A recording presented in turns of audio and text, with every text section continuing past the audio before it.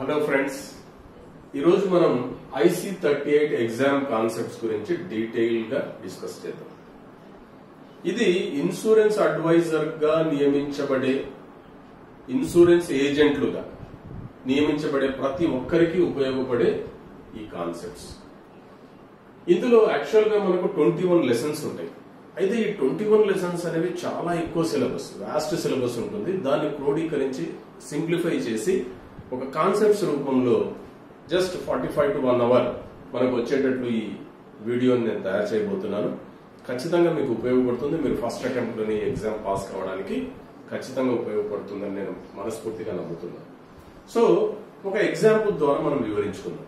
రమేష్ అనే వ్యక్తి ఒక ఇన్సూరెన్స్ కంపెనీలో ఇన్సూరెన్స్ అడ్వైజర్ గా లేదా ఇన్సూరెన్స్ ఏజెంట్ గా నియమింపబడాలి అని అనుకుంటున్నాడు. ఆయన ఆ కంపెనీ దగ్గరికి వెళ్ళారు. సో అక్కడ వాళ్ళ డెవలప్మెంట్ మేనేజర్స్ ని కలిశారు. సో వాళ్ళు ఏం చెప్పారంటే, ఈ ఎగ్జామ్ రాయాల్సి ఉంటుంది, ఒక చిన్న ఎగ్జామ్ ఉంటుంది, ఇది ఒక ఆన్లైన్ ఎగ్జామ్, 50 క్వశ్చన్లు ఉంటాయి, 1 hour టైం ఉంటుంది, ఒక 17 మార్కులు వస్తాయి. అంటే యాక్చువల్గా 18 రావాలి, 17 మార్క్స్ వచ్చినా ఒక మార్క్ యాడ్ చేయబడుతుంది, పాస్ అయిపోతారు. సో మనం ఫస్ట్ అటెంప్ట్ లోనే పాస్ అయితే మనకు లైసెన్స్ వచ్చేస్తుంది. ఆ తర్వాత ఆటోమేటిక్ గా బిజినెస్ స్టార్ట్ చేయొచ్చు. దానికి సంబంధించిన కమిషన్స్ ఇవన్నీ కూడా మనం ఎంజాయ్ చేయొచ్చు. ఇంకా చాలా బెనిఫిట్స్ ఉంటాయి. అయితే మై డియర్ ఫ్రెండ్స్, ఈ ఎగ్జామ్ రాయాలంటే బేసిక్ గా భారతీయుడే ఉండాలి, ఇండియన్ అయి ఉండాలి, మినిమం 10th క్లాస్ క్వాలిఫికేషన్ ఉండాలి, సౌండ్ మైండ్ తో ఉండాలి, 25 గంటల ట్రైనింగ్ పొందాలి, 25 hours ట్రైనింగ్ పొందాలి. పొందిన తర్వాత ఎగ్జామ్ రాయడానికి అర్హత వస్తుంది. సో ఎగ్జామ్ రాశారు, ఎగ్జామ్ పాస్ అయ్యారు. సో ఎగ్జామ్ పాస్ అయిన తర్వాత ఆ స్కోర్ కార్డ్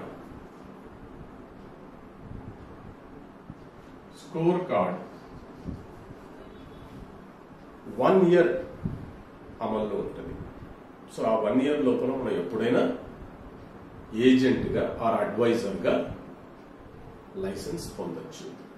అయితే లైసెన్స్ జారీ చేసే వాళ్ళు ఎవరు అంటే IRDAI.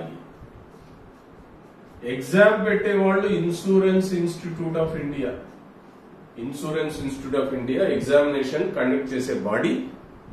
అయితే లైసెన్స్ జారీ చేసేది IRDAI, insurance regulatory and development authority of India, బీమా నియంత్రణ మరియు అభివృద్ధి సంస్థ. ఇది హైదరాబాద్ హెడ్ క్వార్టర్ గా ఉంది, హైదరాబాద్ లోనే ఉంది. సో IRDAI యొక్క ముఖ్య ఉద్దేశం ఏంటంటే, భారతదేశంలో ఉన్నటువంటి అన్ని ఇన్సూరెన్స్ కంపెనీల మీద అజమాయిషి ఎవరిది అంటే IRDAI. అది గవర్నమెంట్ సెక్టార్ లో ఉన్న ఇన్సూరెన్స్ కంపెనీ కానీ, లైఫ్ ఇన్సూరెన్స్ అయినా, జనరల్ ఇన్సూరెన్స్ అయినా, హెల్త్ ఇన్సూరెన్స్ అయినా, అన్నిటికీ అథారిటీ IRDAI భారతదేశానికి. ఓకే, అయితే ఈయన ఎగ్జామ్ పాస్ అయిపోయినాడు. ఆ కంపెనీకి పర్టికులర్ కంపెనీ తరఫున ఆయన ఏజెంట్ గా లేదా అడ్వైజర్ గా నియమించబడ్డాడు. ఆ పర్టికులర్ కంపెనీకి అడ్వైజర్ ఉంటాడు, కానీ లైసెన్స్ జారీ చేసే వాళ్ళు ఎవరు? IRDAI. లైసెన్స్ ఇచ్చేది IRDAI. ఈ లైసెన్స్ 3 years అమల్లో ఉంటుంది, 3 సంవత్సరాలు, 3 years. ఆ 3 ఏళ్ల తర్వాత మరి లైసెన్స్ రెన్యువల్ చేసుకుంటూ ఉండాలి. ఎవ్రీ 3 years లైసెన్స్ రెన్యువల్ జరుగుతుంది. Okay, so this is first phase. So ఆయన ఎగ్జామ్ పాస్ అయ్యి లైసెన్స్ వచ్చేసింది. ఆ పర్టికులర్ కంపెనీకి లైసెన్స్ ఇచ్చింది IRDAI, 3 ఏళ్ల పాటు అమల్లో ఉంటుంది. ఆయన ఏజెంట్ గా నియమించబడాలి అంటే ఏ సెక్షన్ ప్రకారం నియమించబడతాడు అంటే, బీమా చట్టం అంటే ఇన్సూరెన్స్ యాక్ట్, బీమా చట్టం 1938 ప్రకారం సెక్షన్ 42, సెక్షన్ 42 ప్రకారం ఏజెంట్ గా నియమించబడతాడు. This is very important. Section 42 of insurance act 1938 ఆయన ఇన్సూరెన్స్ అడ్వైజర్ గా నియమించబడతాడు. ఒక పర్టికులర్ కంపెనీకి ఆయన ఏమనుకుంటున్నాడు, నేను ఒక పర్టికులర్ కంపెనీ అంటే లైఫ్ ఇన్సూరెన్స్ లో ఒక పర్టికులర్ కంపెనీకి నేను ఏజెంట్ గా నియమించబడ్డాను. ఒక జనరల్ ఇన్సూరెన్స్ కంపెనీలో కూడా నేను ఏజెన్సీ తీసుకోవాలనుకుంటున్నాను, ఒక హెల్త్ ఇన్సూరెన్స్ లో కూడా ఏజెన్సీ తీసుకోవాలనుకుంటున్నాను అని అనుకున్నాడు అనుకోండి. అటువంటి వ్యక్తిని కాంపోజిట్ ఏజెంట్ అని అంటాం. కాంపోజిట్ ఏజెంట్ ఒక వ్యక్తి కాంపోజిట్ ఏజెంట్ గా నియమించబడాలంటే ఆయన 50 గంటల ట్రైనింగ్ పొంది ఉండాలి. 50 hours ట్రైనింగ్. సో మీకు ఎగ్జామ్ లో క్వశ్చన్స్ ఎలా వస్తాయంటే ఈ మధ్య కాలంలో చాలా టఫెస్ట్ గా క్వశ్చన్స్ డిజైన్ చేయబడుతుంది. ఎలా వస్తుంది? దీనికి సంబంధించి ఒక ఎగ్జాంపుల్ తీసుకుంది. రమేష్ అనే వ్యక్తి ఒక బీమా కంపెనీలో ఆయన ఇన్సూరెన్స్ అడ్వైజర్ గా చేరాలి అని అనుకుంటున్నాడు. చేరాలి అంటే క్రింది వాటిలో ఏది నిజము? నంబర్ 1 స్టేట్మెంట్ లో రూపంలో వస్తున్నాడు. ఆయన భారతీయుడే ఉండాలి, ఫస్ట్ స్టేట్మెంట్. రెండో స్టేట్మెంట్ 18 సంవత్సరాలు నిండి ఉండాలి, అంటే మేజర్ అయి ఉండాలి. థర్డ్ స్టేట్మెంట్ 25 గంటల ట్రైనింగ్ పొంది ఉండాలి. ఫోర్త్ స్టేట్మెంట్ 50 గంటల ట్రైనింగ్ పొంది ఉండాలి. 4 స్టేట్మెంట్లు ఇచ్చినాడు. ఆప్షన్స్ లో ఆప్షన్ 1 1, 2 మాత్రమే కరెక్ట్. బిలో 2, 3, 4 మాత్రం కరెక్ట్. సిలో 1, 2, 3, 4 అన్ని కరెక్ట్. 4వది ఏది కాదు, none of the above. So 4 statement లో మనం ఏం చెప్పాం? నంబర్ 1 భారతీయుడే ఉండాలి, కరెక్ట్, ఫస్ట్ స్టేట్మెంట్. రెండోది 18 years కంప్లీట్ అయి ఉండాలి, సెకండ్ కరెక్ట్. థర్డ్ కాన్సెప్ట్ 25 గంటల ట్రైనింగ్ ఉండాలి, కరెక్ట్. ఫోర్త్ స్టేట్మెంట్ 50 గంటల ట్రైనింగ్ ఉండాలి. ఫోర్త్ది తప్పు కదా, ఎందుకంటే ఒక కంపెనీలో ఏజెంట్ గా నియమించబడాలని అనుకుంటున్నాడు, చేరాలనుకుంటున్నాడు. So 1, 2, 3 correct. ఇక్కడ 1, 2, 3 ఉందా? లేదు. సో ఏది correct answer? None of the above correct option. లేదా ఆ క్వశ్చన్ ని ఈ విధంగా కూడా ఇవ్వచ్చు. ఈ క్రింది వాటిలో ఏది ఫాల్స్, ఏది నిజము కాదు? స్టేట్మెంట్ 1 భారతీయుడే ఉండాలి, నిజం. స్టేట్మెంట్ 2 18 సంవత్సరాలు నిండి ఉండాలి. స్టేట్మెంట్ 3 25 గంటల ట్రైనింగ్ ఉండాలి. స్టేట్మెంట్ 4 50 గంటల ట్రైనింగ్ ఉండాలి. స్టేట్మెంట్ 4 తప్పు. సో ఆ విధంగా క్వశ్చన్స్ వస్తాయి కాబట్టి కొద్దిగా జాగ్రత్తగా కాన్సెప్ట్స్ ని మనం అర్థం చేసుకుంటే ఎటువంటి క్వశ్చన్ కైనా ఆన్సర్ మనం రాయగలం. ఓకే, అదేవిధంగా సో ఆయన ఏజెంట్ గా నియమించబడినాడు ఒక కంపెనీకి. ఆ IRDA లైసెన్స్ జారీ చేసింది. ఆ లైసెన్స్ 3 ఏళ్ల పాటు అమల్లో ఉంటుంది. సో లైసెన్స్ వచ్చేసింది, లైసెన్స్ తీసుకున్నారు. ఆ తర్వాత ఆయన ఒక కస్టమర్ దగ్గరికి వెళ్ళాడు. కస్టమర్ దగ్గరికి వెళ్ళి, సార్ నేను సో కంపెనీ నుంచి వచ్చాను, అడ్వైజర్ ని, పాలసీ గురించి ఎక్స్ప్లెయిన్ చేశారు. ఆ కస్టమర్ కి పాలసీ నచ్చింది. అయితే డ్యూరింగ్ ది ప్రాసెస్ కస్టమర్ అడిగారు, ఏమంటే మీ దగ్గర లైసెన్స్ ఉందా? కస్టమర్ అడిగితే లైసెన్స్ చూపించాల్సిన బాధ్యత ఏజెంట్ది, అడ్వైజర్ది. అడిగితే సో పాలసీ నచ్చింది, యాక్సెప్ట్ చేశారు. ప్రపోజల్ నింపారు. ప్రపోజల్ ని తెలుగులో ప్రతిపాదన పత్రము అంటారు. నేను ఇంగ్లీష్ పదాలని తెలుగులో ట్రాన్స్లేట్ చేస్తున్నాను, ఎందుకంటే తెలుగులో రాసే విద్యార్థులకి ఇంగ్లీష్ లో రాసే విద్యార్థులకి ఇద్దరికి ఉపయోగకరంగా ఉండేటట్లు. సో ప్రతిపాదన పత్రము, ప్రపోజల్ ఫామ్ నింపారు. ఎవరు నింపాలి? కస్టమరే నింపాలి. తన స్వదస్తూరితో నింపాలి, లెజిబుల్ గా. ఓకే, స్వదస్తూరితో నింపారు. అన్ని డీటెయిల్స్ ఇచ్చారు. అందులో అడిగిన క్వశ్చన్లకు కొన్ని డీటెయిల్ గా డిస్క్రిప్షన్ ఇవ్వాలి. ఆయన పేరు, పూర్తి పేరు రాయాలి క్యాపిటల్ లెటర్స్ లో, ఫాదర్ నేమ్ రాయాలి, అడ్రస్ రాయాలి, ఆయన క్వాలిఫికేషన్ రాయాలి, ఆయన ఇన్కమ్ సోర్సెస్ రాయాలి, ఎక్కడ పనిచేస్తున్నారు రాయాలి, ఆయన ఫ్యామిలీ హిస్టరీ రాయాలి. ఇవన్నీ కూడా రాసి కొన్ని క్వశ్చన్స్ కి ఆన్సర్లు ఎస్ ఆర్ నోలో ఉంటుంది. కొన్ని క్వశ్చన్స్ కి డీటెయిల్ గా డిస్క్రిప్షన్ ఇవ్వాలి. ఆ తర్వాత ఒక డిక్లరేషన్ ఉంటుంది. ఆ డిక్లరేషన్ లో నేను ఈ పైన చెప్పినటువంటి ప్రతిపాదన పత్రంలో మీరు అడిగిన క్వశ్చన్లకు నేను ఇచ్చిన ఆన్సర్లన్నీ సరి అయినవే అని ఆయన సంతకం పెట్టాలి. పెట్టిన తర్వాత దానికి సంబంధించిన ప్రూఫ్స్ చూడండి. పేరుకు సంబంధించిన proof, ID proof, address proof. అయితే ఈ ఇన్సూరెన్స్ కి సంబంధించి మొట్టమొదటిగా బేసిక్ కాన్సెప్ట్స్ ఏంటి? నంబర్ 1 ఏజ్ కావాలి. ఏజ్ అనేది దేంట్లో కనపడుతుంది మనకు? ఏజ్ అనేది మనకు 2 రకాలు ఉన్నాయి. స్టాండర్డ్ ఏజ్ ప్రూఫ్స్ అని, నాన్ స్టాండర్డ్ ఏజ్ ప్రూఫ్ అని. స్టాండర్డ్ ఏజ్ ప్రూఫ్ అంటే ఏమి? 10th class mark list, SSC. రెండోది పాన్ కార్డ్. మూడోది డ్రైవింగ్ లైసెన్స్.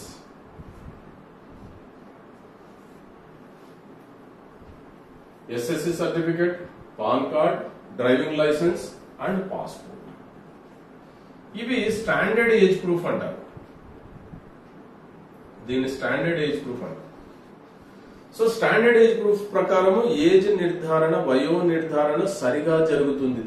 దీనిపైన కూడా ఎగ్జామ్ లో క్వశ్చన్స్ రావచ్చు. ఏ విధంగా రావచ్చు? ఈ క్రింది వాటిలో ఏది ప్రామాణిక వయో నిర్ధారణ పత్రము కాదు? ఈ 4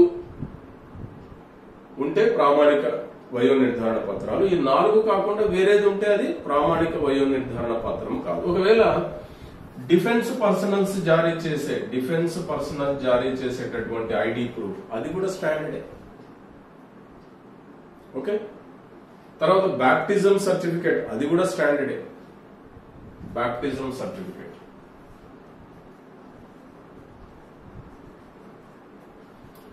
ఇవి కాకుండా మిగతావి వస్తే దాన్ని నాన్ స్టాండర్డ్ ఏజ్ ప్రూఫ్ అని చెప్తారు. ఏంటి దీనికి తేడా ఏంటంటే, స్టాండర్డ్ ఏజ్ ప్రూఫ్ కి ఎంతైనా బీమా అంటే ఎంత సమ్మష్యూడైనా ఇచ్చేటటువంటి అవకాశం స్టాండర్డ్ ఏజ్ ప్రూఫ్స్ ఉంటుంది. నాన్ స్టాండర్డ్ ఏజ్ ప్రూఫ్ లో కొన్ని రిస్ట్రిక్షన్స్ ఉంటాయి. ఎందుకంటే వయో నిర్ధారణ అనేది సరిగా జరగలేదు కాబట్టి. ఏజ్ అనేది బేసిక్ క్రైటీరియా, ఏజ్ మీదనే డిపెండ్ అయ్యి ప్రీమియం క్యాలిక్యులేషన్ ఉంటుంది. So this is very important, age అనేది. సో ఏజ్ ప్రూఫ్ ఇచ్చారు. అడ్రస్ ప్రూఫ్ చూడండి. అడ్రస్ ప్రూఫ్ మీరు జనరల్ గా లాజిక్ గా ఆలోచిస్తే నెంబర్ 1 ఆధార్ కార్డులో ఉంటుంది, రేషన్ కార్డులో ఉంటుంది, ఓటర్ కార్డులో ఉంటుంది, అదేవిధంగా బ్యాంక్ పాస్బుక్ మొదటి పేజీలో ఉంటుంది. కానీ పాన్ కార్డులో అడ్రస్ ఉంటుంది. సో ఒకసారి ఎగ్జామ్ కి క్వశ్చన్ అడిగాడు, ఈ క్రింది వాటిలో అడ్రస్ ప్రూఫ్ కానటువంటిది ఏది? పాన్ కార్డులో అడ్రస్ ఉండదు. ఓకే, సో ఆయన అడ్రస్ ప్రూఫ్ ఇచ్చారు. ఇన్కమ్ ప్రూఫ్ ఇచ్చారు. ఇన్కమ్ ప్రూఫ్ అంటే ITRs, income tax returns for the last 3 years, bank statement 6 months, లేదా chartered accountant certificate, agricultural income, ఇవన్నీ కూడా మనకు ఇన్కమ్ ప్రూఫ్ కింద తీసుకోబడతాయి. ఆ తర్వాత ఆయన క్వాలిఫికేషన్, అదేవిధంగా ఒక సంస్థలో పనిచేస్తున్నాడు, ఎంప్లాయర్ సర్టిఫికేట్, ఇవన్నీ కూడా తీసుకుని ఆ ప్రపోజల్ ఫామ్ కి అంటే ప్రతిపాదన పత్రానికి జత చేసిన తర్వాత కస్టమర్ అన్ని ఇచ్చిన తర్వాత, ఏమండి రమేష్ గారు మీరు పాలసీ బాగుంది, ప్రీమియం ఏమో దాదాపు ₹1,00,000 పడుతుంది అని చెప్తున్నారు, మరి ఈ పాలసీలో నేను కట్టిన ప్రీమియం కి మీకు ఏమైనా కమిషన్ వస్తుందా అని అడిగారనుకోండి. కస్టమర్ అడిగితే కమిషన్ గురించి చెప్పాల్సిన బాధ్యత కూడా రమేష్ గారి మీద ఉంది. ఫస్ట్ ఏజెన్సీ తీసుకున్నారు, లైసెన్స్ అడిగితే చూపించారు, కమిషన్ ఎంత అని అడిగితే చూపించాలి. ఓకే, అయితే ఇక్కడ మనం కొన్ని సెక్షన్స్ గుర్తుపెట్టుకోవాలి. ఒక వ్యక్తి ఏజెంట్ గా నియమించబడాలంటే section 92 of insurance act 1938, agent గా నియామకానికి సంబంధించిన విషయాలన్నీ సెక్షన్ 42 ఇన్సూరెన్స్ యాక్ట్ బీమా చట్టం 1938లో ఉంటాయి. రెండవది, ఒక వ్యక్తి తనకు వచ్చినటువంటి కమిషన్ ను, సార్ నాకు ఇంత కమిషన్ వస్తుంది కాబట్టి మనము చెరి సగం పంచుకుందాము, అంటే నాకు వచ్చే కమిషన్ లో ఇంత ఇస్తాను, దీన్ని కమిషన్ రిబేట్స్ అంటాం. ఆ కమిషన్ రిబేట్స్ ను ప్రొహిబిట్ చేసేటటువంటి section 41, section 41 of insurance act 1938. ఇవన్నీ ఎగ్జామ్ కి ఇంపార్టెంట్ కాబట్టి చెప్తున్నాను ఈ సెక్షన్స్. సో 42 అనేది ఏజెంట్ నియామకానికి సంబంధించినటువంటి సెక్షన్. సెక్షన్ 41 అనేది కమిషన్లను కలిసి పంచుకోవడం, తగ్గింపు మార్గంలో ఒకరినొకరు పంచుకోవడాన్ని నిషేధించేది. కమిషన్ రిబేట్స్ ఆర్ ప్రొహిబిటెడ్ అనేది సెక్షన్ 41 కు సంబంధించింది ఇన్సూరెన్స్ యాక్ట్ 1938. ఓకే, సో అప్పుడు చెప్పారు. సో కమిషన్ గురించి చెప్పారు, ప్రపోజల్ ఇచ్చారు, దానికి సంబంధించిన రిక్వైర్మెంట్స్ అని ఇచ్చారు. రమేష్ గారు తీసుకెళ్లి ఆ బీమా కంపెనీలో ప్రపోజల్ ఇచ్చారు. అయితే ఇక్కడ మనం గమనించాల్సింది ఏమంటే, రమేష్ గారు ఆ పర్టికులర్ కస్టమర్ ని చూసినటువంటి మొట్టమొదటి వ్యక్తి, అంటే అడ్వైజర్ ఆర్ ఏజెంట్ కస్టమర్ ని చూసే మొదటి వ్యక్తి. ఫిజికల్ గా కస్టమర్ ని చూసే వ్యక్తి ఆయన కాబట్టి, ఒక అడ్వైజర్ లేదా ఏజెంట్ కాబట్టి, ఏజెంట్ ని ప్రైమరీ అండర్ రైటర్ అని అంటారు. Primary underwriter. So agent is a primary underwriter. దాన్ని మోరల్ హజార్డ్ రిపోర్ట్ లో ఆయన పొందుపరుస్తాడు. Moral hazard report. Moral hazard అంటే మోరల్ వాల్యూస్ అంటే నైతిక విలువలు. మోరల్ హజార్డ్ అంటే ఏమి? నైతిక అపాయం. మోరల్ హజార్డ్ నైతిక అపాయం. తెలుగులో క్వశ్చన్స్ అలాగే వస్తాయి. నైతిక అపాయానికి సంబంధించిన రిపోర్ట్ ఎవరు ఇస్తారు? ప్రైమరీ అండర్ రైటర్ అయినటువంటి ఏజెంట్ లేదా అడ్వైజర్. ఏజెంట్ ని అడ్వైజర్ అంటాము లేదా ఏజెంట్. ఒక్కొక్క కంపెనీ ఒక్కొక్క రకంగా పిలుచుకుంటుంది. ఓకే, సో ఇది ఇచ్చిన తర్వాత ఆఫీస్ లో తీసుకెళ్లి ఇచ్చారు.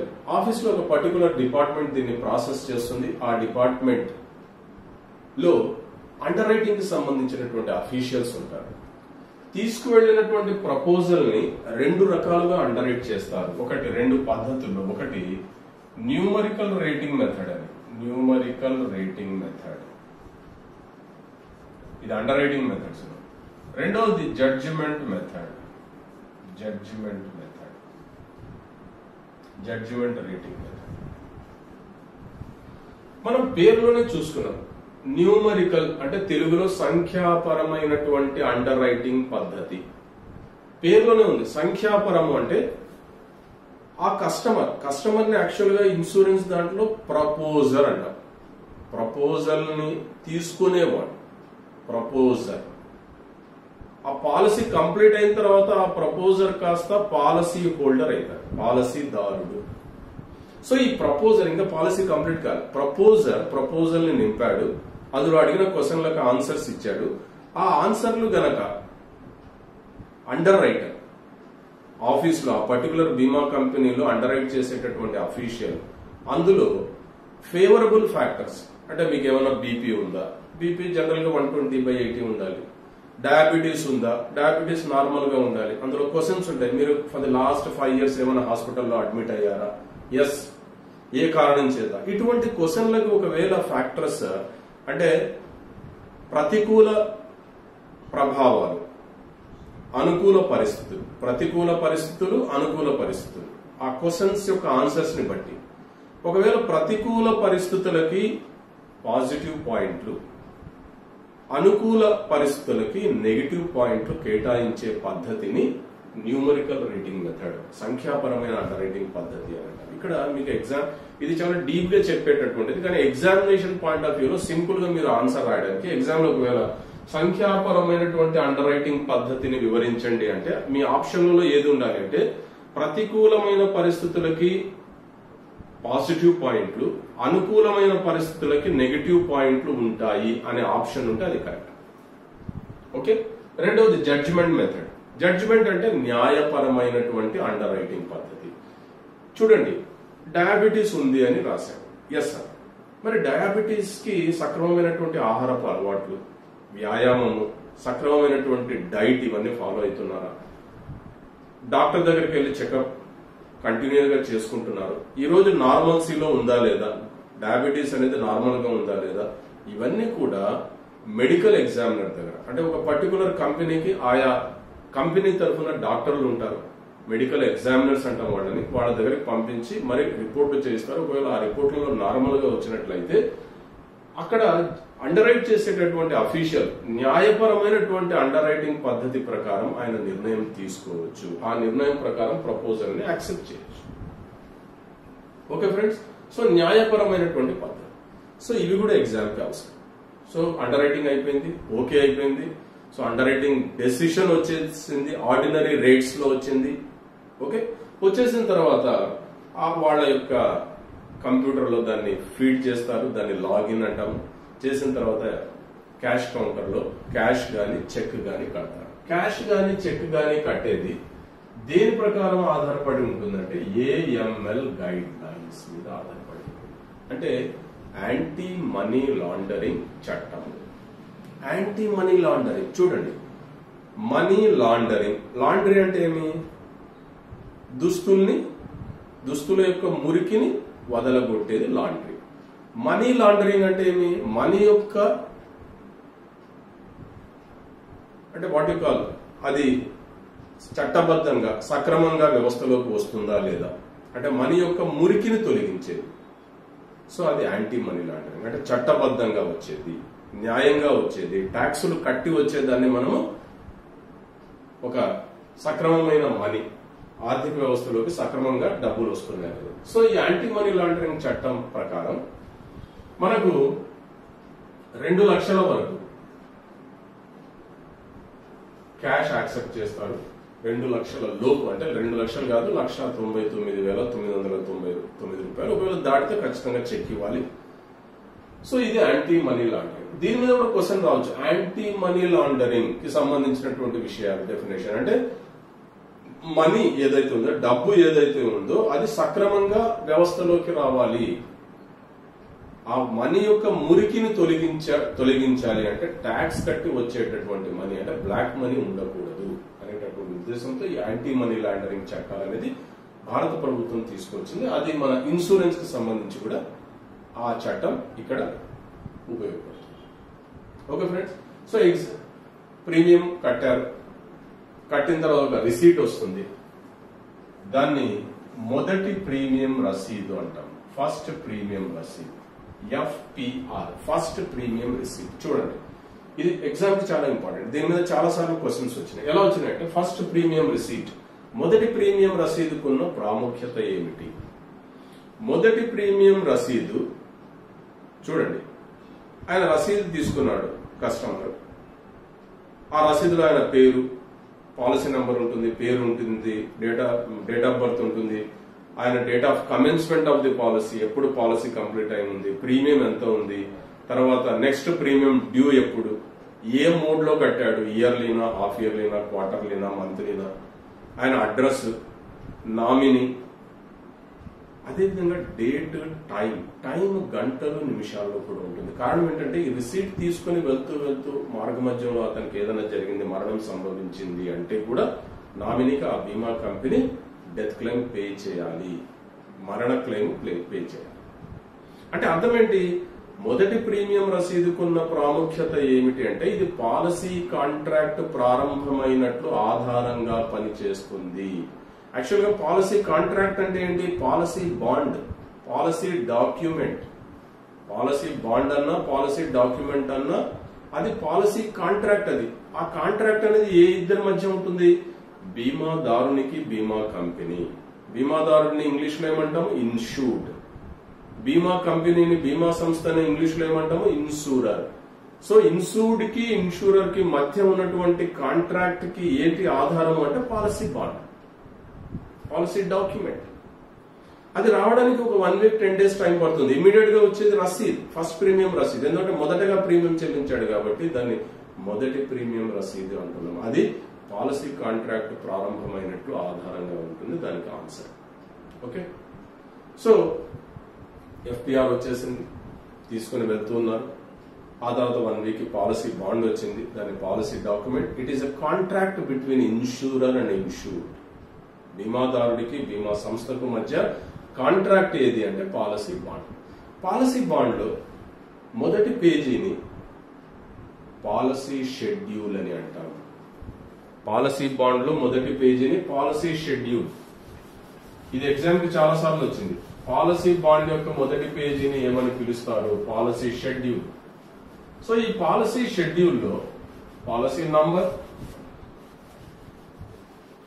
Date of birth, commencement of the policy, sum assured, premium, ఒకవేళ ఆయన యాక్సిడెంట్ బెనిఫిట్ తీసుకున్నాడా లేదా, రైడర్స్ ఏమైనా తీసుకున్నాడా, ఇవన్నీ కూడా, నామినీ, అడ్రస్, నెక్స్ట్ డ్యూ, ఎప్పుడెప్పుడు ఆయనకు పాలసీ ఫీచర్స్ ప్రకారం డబ్బులు చెల్లించబడతాయి, ఈ డీటెయిల్స్ అన్ని ఉంటాయి. దాన్ని పాలసీ షెడ్యూల్ అంటాం. మొదటి పేజీ, పాలసీ బాండ్ యొక్క మొదటి పేజీని పాలసీ షెడ్యూల్ అంటాం. ఆ తర్వాత కండిషన్స్ అండ్ ప్రివిలేజెస్, అంటే దానికి సంబంధించి అదర్ కండిషన్స్ అండ్ ప్రివిలేజెస్ ఇవన్నీ కూడా ఉంటాయి. అదేవిధంగా పాలసీ బాండ్ లో ఒక టోల్ ఫ్రీ నంబర్ కూడా ఉంటుంది. ఈ విధంగా 1800 స్టార్ట్ అవుతుంది. ఈ టోల్ ఫ్రీ నంబర్ ఒకవేళ కస్టమర్ IRDAIకి కంప్లైంట్ చేయాలి అనుకుంటే ఆ పాలసీకి సంబంధించి ఈ టోల్ ఫ్రీ నంబర్ కి అతను ఫోన్ చేయాల్సిన అవసరం ఉంటుంది. దీన్ని IRDA IGMS అని పిలుస్తుంది, integrated grievance management system. Integrated grievance management system తెలుగులో ఇంటిగ్రేటెడ్ అంటే సమగ్ర లేదా సమీకృత, గ్రీవాన్సెస్ అంటే ఫిర్యాదుల, మేనేజ్మెంట్ అంటే నిర్వహణ, సిస్టమ్ అంటే వ్యవస్థ. సమగ్ర ఫిర్యాదుల నిర్వహణ వ్యవస్థ.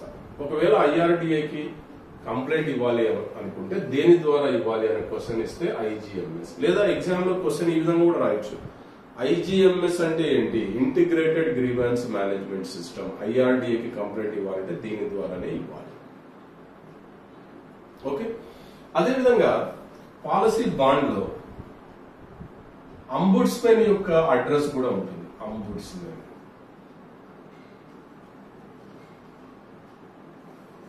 అంబుడ్స్మెన్ అడ్రస్ ఉంటుంది. అంబుడ్స్మెన్ అంటే ఎవరు?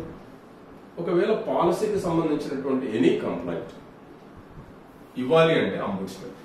అంటే కేవలం ఇన్సూరెన్స్ పాలసీలకు సంబంధించినటువంటి కంప్లైంట్లు చూసే అథారిటీ ఎవరు అంటే అంబుడ్స్మెన్. ఇన్సూరెన్స్ పాలసీలకు సంబంధించి. మరి కంప్లైంట్ చూసే వేరే అథారిటీస్ కూడా ఉన్నాయా? ఉన్నాయి. ఎవరి వాళ్ళు అంటే number 1 district forum, state forum, national forum. District forum జిల్లా ఫోరం అంటారు, స్టేట్ ఫోరం రాష్ట్ర కమిషన్, ఫోరం కాదు ఇది commission, state commission, national commission, రాష్ట్ర కమిషన్, జాతీయ కమిషన్. అయితే అంబుడ్స్మెన్ డిస్ట్రిక్ట్ ఫోరానికి సంబంధించి ఒకే విలువ ఉంటుంది. ఎంత అంటే 20 లక్షల లోపు.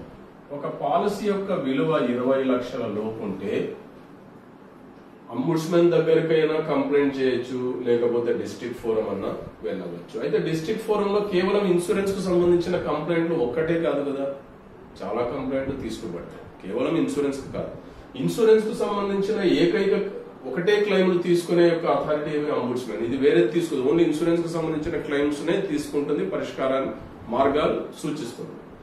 సో ఇది అంబుడ్స్మెన్. సో 20 లక్షల లోపు ఉంటే ఇక్కడికి వెళ్ళచ్చు. ఒకవేళ మీరు డిస్ట్రిక్ట్ ఫోరంకి వెళ్ళి మరి అంబుడ్స్మెన్ కి వెళ్ళాలంటే కుదరదు, ఏదో ఒక దాంట్లోనే కంప్లైంట్ లాడ్జ్ చేయాలి. ఒకవేళ డిస్ట్రిక్ట్ ఫోరంలో కేసు నడుస్తుంది, అంబుడ్స్మెన్ దగ్గరికి వెళ్ళడానికి వీలు. ఒకవేళ అంబుడ్స్మెన్ దగ్గర మీరు కేసు వేశారు, డిస్ట్రిక్ట్ ఫోరం దగ్గరికి వెళ్ళడానికి వీలు. సో 20 లక్షల లోపు. స్టేట్ కమిషన్ అంటే 20 lakhs to 1 crore. 20 లక్షల నుంచి 1 crore వరకు state commission. 1 crore above, 1 crore above అయితే నేషనల్ కమిషన్. 1 crore అబౌవ్ అయితే నేషనల్ కమిషన్. ఇది ఎగ్జామ్ కి ఇంపార్టెంట్. మీకు ఎగ్జామ్ కి ఎట్లా ఇస్తాడు? ఒకవేళ 20 లక్షల లోపు ఉంది, ఎవరికి ఇవ్వాలి కంప్లైంట్? డిస్ట్రిక్ట్ ఫోరం ఇవ్వచ్చు, అంబుడ్స్మెన్ ఇవ్వచ్చు. 20 lakh to 1 crore ఉంది, స్టేట్ కమిషన్ కి వెళ్ళొచ్చు, రాష్ట్ర కమిషన్. 1 crore అండ్ అబౌవ్ ఉంది, నేషనల్ కమిషన్, జాతీయ కమిషన్. ఒకవేళ డిస్ట్రిక్ట్ ఫోరంలో గానీ అంబుడ్స్మెన్ లో గానీ కేసు, ఫర్ ఎగ్జాంపుల్ డిస్ట్రిక్ట్ ఫోరంలో కేసు వేశాడు, 20 lakhs లోపు ఉంది కాబట్టి ఇక్కడ కేసు కొట్టివేయబడింది, ఆయన అప్పీల్ చేసుకోవాలనుకుంటున్నాడు, స్టేట్ కమిషన్ కి వెళ్ళొచ్చు. ఒకవేళ ఇక్కడ కూడా కొట్టేశారు, నేషనల్ కమిషన్ కి వెళ్ళొచ్చు. అంటే హయ్యర్ అథారిటీకి అప్పీల్ చేసుకునే అధికారం ఉంది. Appellate authority, higher commissions. అది ఒకటి గుర్తుపెట్టుకోండి, ఎగ్జామ్ కి చాలా చాలా ఇంపార్టెంట్. ఇది ఖచ్చితంగా ఒక క్వశ్చన్ వచ్చేటటువంటి అవకాశం ఉంది. So policy bond, policy bond వచ్చింది. ఒకవేళ కస్టమర్ కి పాలసీ ఫీచర్స్ నచ్చలేదు, ఆయన తిరిగి ఇవ్వాలనుకుంటున్నాడు బీమా కంపెనీకి, 15 రోజుల్లోగా ఆ పాలసీని ఆయన తిరిగి ఇచ్చేయచ్చు. దాన్ని ఫ్రీ లుక్ పీరియడ్ అని అంటారు. Free look period. క్వశ్చన్ ఎలా వస్తుంది చూడండి. ఫ్రీ లుక్ పీరియడ్ ఎన్ని రోజులు? 15 రోజులు. లేదా ఒక పాలసీ యొక్క ఫీచర్స్ నచ్చకపోతే ఏ కండిషన్ ప్రకారం ఆయన క్యాన్సిల్ చేయొచ్చు? ఫ్రీ లుక్ పీరియడ్ ప్రకారం క్యాన్సిల్ చేయవచ్చు, 15 days. దీని మీద కూడా చాలా సందర్భాల్లో ఎగ్జామ్ లో క్వశ్చన్స్ వచ్చినాయి. ఓకే, సో ఆ తర్వాత పాలసీ బాండ్ వచ్చేసింది. పాలసీ బాండ్ వచ్చిన తర్వాత ఆ పాలసీ డాక్యుమెంట్ ని జాగ్రత్తగా ఆయన పెట్టుకోవాలి. ఆ తర్వాత ప్రీమియమ్స్ రెగ్యులర్ గా కడుతున్నారు. అయితే ఇక్కడ చూడండి, ఒకవేళ ఆయన ఇయర్లీ ప్రీమియం కడుతున్నారు, ఫస్ట్ ప్రీమియం కట్టేశాడు, ఫస్ట్ ప్రీమియం రసీదు వచ్చింది. ఆ తర్వాత నెక్స్ట్ ప్రీమియం కట్టాలి, దాన్ని రెన్యువల్ ప్రీమియం అంటాం. రెన్యువల్ ప్రీమియం తర్వాత కట్టే ప్రీమియంలను రెన్యువల్ ప్రీమియం అంటాం. ఈ రెన్యువల్ ప్రీమియం యొక్క గ్రేస్ పీరియడ్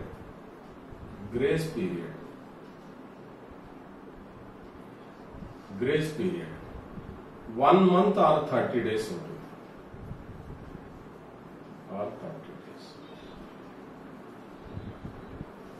గ్రేస్ పీరియడ్ అంటే తెలుగులో ఉపకార దినములు. ఉపకార దినములు ఒక నెల లేదా 30 రోజులు. ఆయన ఇయర్లీ ప్రీమియం కట్టాలి. For example 30th August premium చెల్లించాలి. 28 వేసుకున్నాం, 28th ఆగస్ట్. సో ఆయనకు డ్యూ ఎప్పుడు అవుతుంది? Next 28th August next year కట్టాలి, 2021 కట్టాలి అని అనుకుంది. Next due. గ్రేస్ పీరియడ్ ఎంత ఉంటుంది? 1 month or 30 days అన్నాము. 27th September 2021 is the grace period. ఇంతవరకు గ్రేస్ పీరియడ్. ఇంతవరకు అతనికి ఫైన్ పడదు, ఎక్స్ట్రా వడ్డీ పడదు. ఒకవేళ 27th దాటి ఆయన 28th ఆగస్ట్ కట్టినా 1 month వడ్డీ కట్టాలి. గ్రేస్ పీరియడ్ దాటి కడితే కూడా వడ్డీ కట్టాలి. ఇక్కడ ముఖ్యమైన అంశం ఏంటంటే, ఒకవేళ గ్రేస్ పీరియడ్ దాటి ఆయన ప్రీమియం చెల్లించలేదు అంటే 27 వరకు చెల్లించాలి, 28వ తేదీ చెల్లించలేదు అంటే గ్రేస్ పీరియడ్ తర్వాత కూడా ప్రీమియం చెల్లించలేకపోతే ఆ పాలసీ ల్యాప్స్ అయినట్టు లెక్క. Simple concept. గ్రేస్ పీరియడ్ తర్వాత కూడా ప్రీమియం చెల్లించకపోతే ఏమవుతుంది? పాలసీ ల్యాప్స్ అవుతుంది. క్వశ్చన్ ఎలా వస్తుంది చూడండి. సురేష్ అనే వ్యక్తి 10 లక్షల పాలసీ తీసుకున్నాడు. గ్రేస్ పీరియడ్ లోపల ప్రీమియంలు చెల్లించలేదు. ఈ లోపల మరణం సంభవించింది. అయితే నామినీకి బీమా కంపెనీ తరఫున మరణ క్లెయిమ్ ఎంత చెల్లించబడుతుంది? గ్రేస్ పీరియడ్ తర్వాత కూడా చెల్లించలేదు అంటే పాలసీ ల్యాప్స్ అయింది. పాలసీ ల్యాప్స్ అయింది అంటే అర్థం ఏంటి? ఎటువంటి మరణ క్లెయిమ్ రాదు, డెత్ బెనిఫిట్ ఏమీ ఇవ్వరు. పాలసీ ల్యాప్స్ అయితే ఏది రాదు. కొన్ని ఎక్స్క్లూజన్స్ ఉంటాయి, అది వేరే. మనకి ఎగ్జామ్ కి అంత డీటెయిల్ గా అడగడు. బేసిక్ క్వశ్చన్, పాలసీ ల్యాప్స్ అయితే ఏమొస్తుంది? ఏం రాదు. గ్రేస్ పీరియడ్ దాటిన తర్వాత ఏం జరుగుతుంది? పాలసీ ల్యాప్స్ అవుతుంది. క్వశ్చన్ ఇట్లా అడిగాడు. సురేష్ అనే వ్యక్తి 10 లక్షల పాలసీ 20 ఏళ్ల కాల పరిమితికి తీసుకున్నాడు. గ్రేస్ పీరియడ్ లోపలనే చనిపోతే, మరణం సంభవిస్తే నామినీకి బీమా కంపెనీ ఎటువంటి క్లెయిమ్, మరణ క్లెయిమ్ ఎంత చెల్లిస్తుంది అంటే 10 లక్షలు. ఎందుకంటే పాలసీ తీసుకున్న విలువ 10 lakhs కదా. గ్రేస్ పీరియడ్ లోపలనే చనిపోయాడు కదా, ఎంత చెల్లిస్తారు మరణ క్లెయిమ్? 10 లక్షలు చెల్లిస్తారు. ఒకవేళ దానికి యాక్సిడెంటల్ బెనిఫిట్ ఉంది, యాక్సిడెంటల్ లో చనిపోయాడు, ప్రమాద బీమా కూడా ఉంది, ఆయన తీసుకున్నాడు రైడర్ గా. సో 10 లక్షలకి ఇంకో 10 లక్షలు యాడ్ చేసి 20 లక్షలు చెల్లిస్తారు నామినీకి. ప్రమాద బీమా రైడర్ అనేది తీసుకొని ఉన్నట్లయితే. సో ఇది ఇటువంటి క్వశ్చన్స్ వచ్చే అవకాశం ఉంది, చాలా ఇంపార్టెంట్. సో ఇది గ్రేస్ పీరియడ్ అయిపోయింది. సో ఆయన ప్రీమియమ్స్ ఒక 2 ఏళ్లు గడిచింది, ప్రీమియమ్స్ కట్టాడు. 2 ఏళ్లు గడిస్తేనే బాగా గుర్తుపెట్టుకోండి, ఒక పాలసీ 2 years ప్రీమియమ్స్ పే చేశాడు అంటే ఆ పాలసీకి సరెండర్ విలువ వస్తుంది. చాలా ఇంపార్టెంట్. ఒక పాలసీకి సరెండర్ విలువ ఎన్ని సంవత్సరాల తర్వాత అక్వైర్ అవుతుంది? ఒక తెలుగులో కూడా ఇట్లనే అడుగుతాడు. సరెండర్ విలువ లాగానే రాస్తాడు తెలుగులో. సో సరెండర్ విలువ ఎన్నేళ్లకు వస్తుంది అంటే 2 years. చాలా ఇంపార్టెంట్. ఓకే, అదేవిధంగా ఆ పాలసీలో నామినేషన్ ఉంది. నామినేషన్ చాలా ఇంపార్టెంట్. నామినేషన్ అనేది ఎవరికి ఉండాలి? ఎవరిని పెట్టొచ్చు నామినీ? బ్లడ్ రిలేషన్స్ ని. నామినీని పెట్టడానికి ఒక కాన్సెప్ట్ ఉంది, దాన్ని ఏమంటాము? ఇన్సూరబుల్ ఇంట్రెస్ట్ అని అంటాం. ఏమంటాము? Insurable interest. బీమాభిలాష, తెలుగులో బీమాభిలాష లేదా భీమా ఆసక్తి. భీమాభిలాష, ఇన్సూరబుల్ ఇంట్రెస్ట్. ఇన్సూరబుల్ ఇంట్రెస్ట్, భీమాభిలాష లేదా భీమాశక్తి. భీమాశక్తి అంటే ఎవరికి ఉంటుంది? ఒక తండ్రికి కొడుకు మీద, కొడుకుకి తండ్రి మీద, భార్యకు భర్త మీద, భర్తకు భార్య మీద, యజమానికి ఉద్యోగి మీద, ఉద్యోగికి యజమాని మీద. ఇది భీమాభిలాష అంటే ఇన్సూరబుల్ ఇంట్రెస్ట్. ఒక వ్యక్తి, ఒక ఫ్రెండ్ కి, స్నేహితుడికి, ఇంకో స్నేహితుడికి మధ్య భీమాభిలాష ఉండదు, ఇన్సూరబుల్ ఇంట్రెస్ట్ ఉండదు. ఎగ్జామ్ లో ఇటువంటి క్వశ్చన్స్ వస్తాయి. ఈ క్రింది వాటిలో ఇన్సూరబుల్ ఇంట్రెస్ట్ కలిగిన వారు ఎవరు? తండ్రికి కొడుక్కి ఎస్, భార్యకు భర్తకు ఎస్, యజమానికి ఉద్యోగికి ఎస్, స్నేహితులకి ఒకరికొకరు ఉండదు. కాబట్టి స్నేహితుడిని మనం నామినీగా పెట్టచ్చా? పెట్టడానికి లేదు. That is very important. ఒకవేళ నామినేషన్ అనేది ఒకరే ఉండాలనా? లేదు. ఎంతమంది ఉండొచ్చు? ఒకరు లేదా ఒకరి కంటే ఎక్కువ ఉండవచ్చు. క్వశ్చన్ చూడండి, నామినీ ఎంతమంది ఉండొచ్చు? ఒకరు లేదా ఒకరి కంటే ఎక్కువ. నామినేషన్ ఏ సెక్షన్ ప్రకారం? Section 39 of insurance act 1938. Section 39 బీమా చట్టం 1938 ప్రకారం సెక్షన్ 39 నామినేషన్ గురించి వివరిస్తుంది. చాలా ఇంపార్టెంట్ ఎగ్జామ్ కి. నామినేషన్ అనేది ఏ సెక్షన్ ప్రకారం? సెక్షన్ 39. నామినీ ఒకరి కంటే ఎక్కువ ఉండొచ్చు. నామినీ మైనర్ ఉండొచ్చా? ఎస్, మైనర్ ఉండొచ్చు. మైనర్ అంటే ఎవరు? 18 సంవత్సరాలు నిండని వ్యక్తి మైనర్ ఉండొచ్చు. అయితే నామినీ మైనర్ అయితే ఎవరిని నియమించాలి? అపాయింటీని నియమించాలి. నామినీ మైనర్ అయితే అపాయింటీని నియమించాలి. చాలా ఇంపార్టెంట్. సో నామినీ మైనర్ అయితే ఎవరిని నియమించాలి? అపాయింటీని. ఆ అపాయింటీ ఎవరు?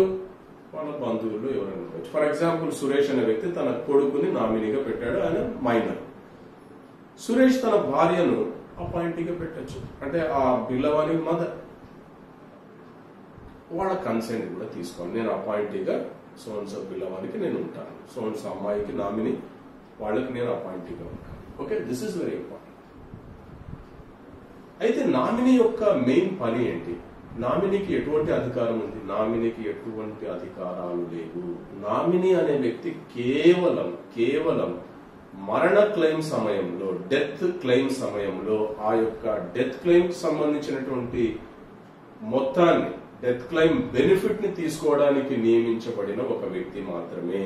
Nominee can be changed at any time. నామినీని ఆ కస్టమర్, పాలసీదారుడు ఎప్పుడైనా మార్చుకోవచ్చు. Nomination can be changed at any point at the will of the customer. This is very important. So nominee అనేవాడు కేవలం డెత్ క్లెయిమ్ ని స్వీకరించడానికి నియమించబడిన ఒక వ్యక్తి మాత్రమే. నామినీకి ఎటువంటి అధికారాలు లేవు. ఏ సెక్షన్ ప్రకారం? సెక్షన్ 39. ఒక నామినీ ఉండొచ్చు, ఒకరి కంటే ఎక్కువ కూడా ఉండవచ్చు. నామినీ మైనర్ ఉండొచ్చు. నామినీ మైనర్ ఉంటే ఎవరిని అపాయింట్ చేయాలి? అపాయింటీని అపాయింట్ చేయాలి. ఇది నామినీకి సంబంధించినటువంటి, నామినేషన్ కి సంబంధించినటువంటి క్వశ్చన్స్ మనకి ఈ రకంగా వస్తుంటాయి. సో ఎటువంటి క్వశ్చన్ వచ్చినా మనం ఆన్సర్ చేయొచ్చు.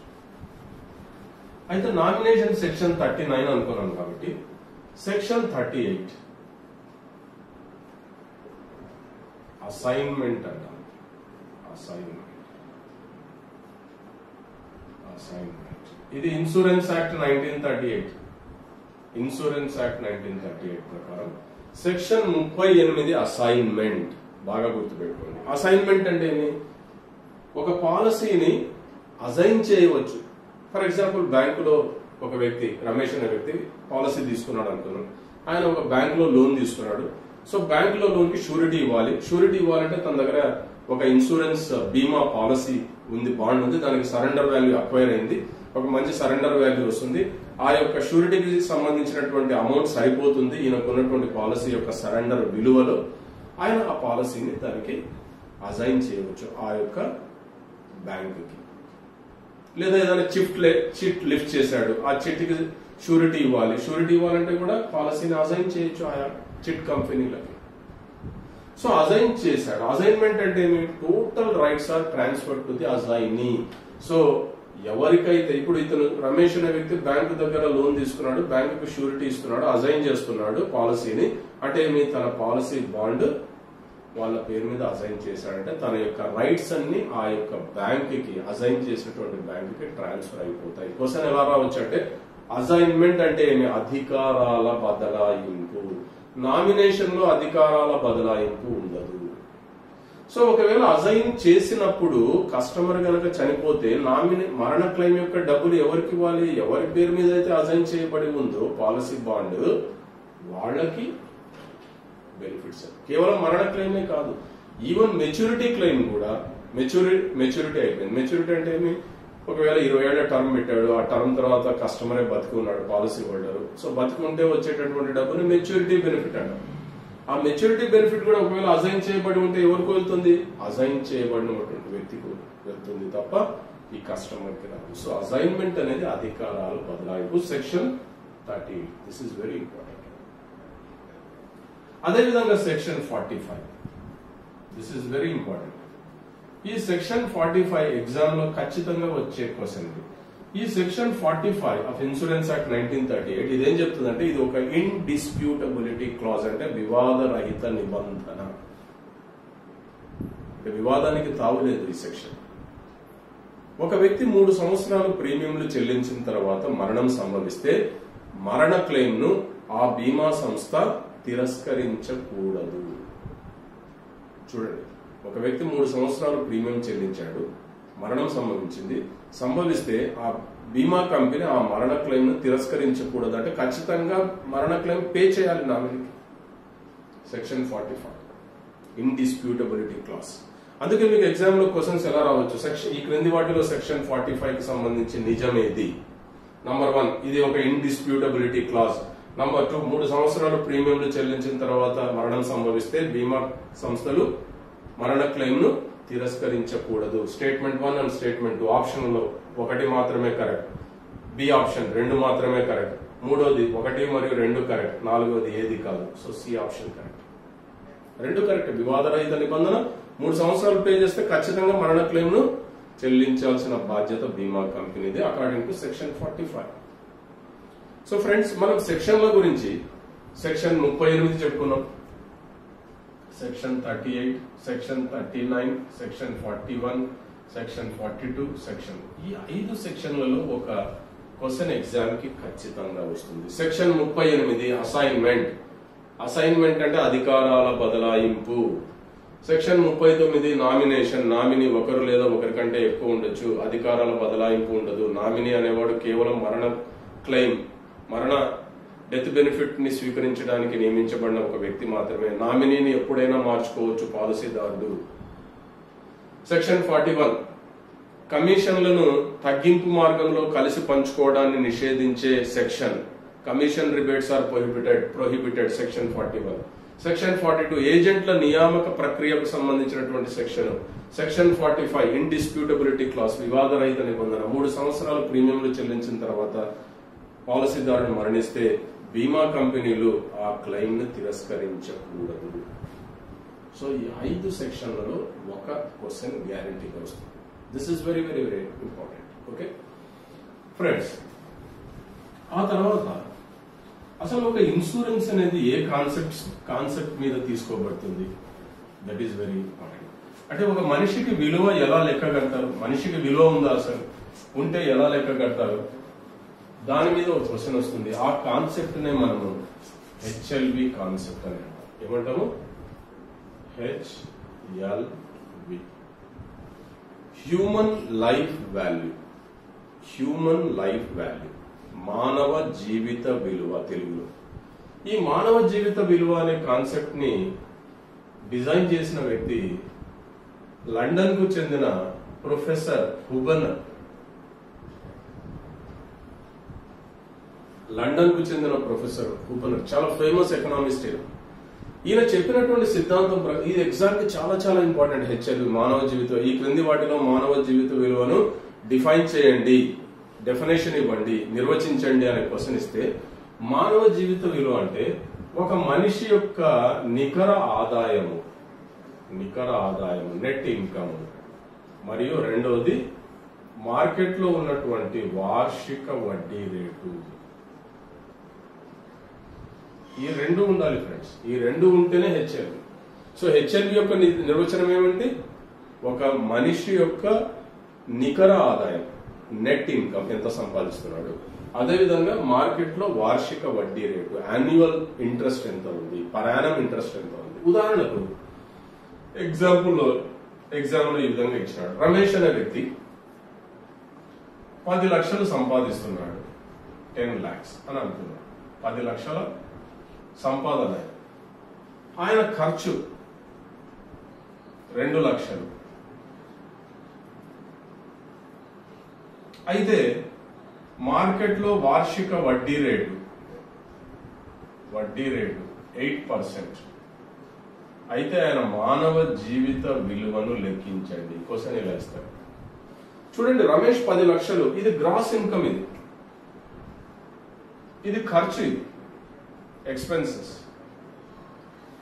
సో గ్రాస్ ఇన్కమ్ లో నుంచి ఎక్స్పెన్సెస్ పోతే వచ్చేది నెట్ ఇన్కమ్. ఎంత వచ్చింది? 8 lakhs. 10 లక్షల నుంచి 2 లక్షలు తీసేస్తే 8 లక్షలు నెట్ ఇన్కమ్. నెట్ ఇన్కమ్ ఇది నికర ఆదాయం. సో ఫస్ట్ ది మనం చెప్పుకున్నాం నికర ఆదాయం.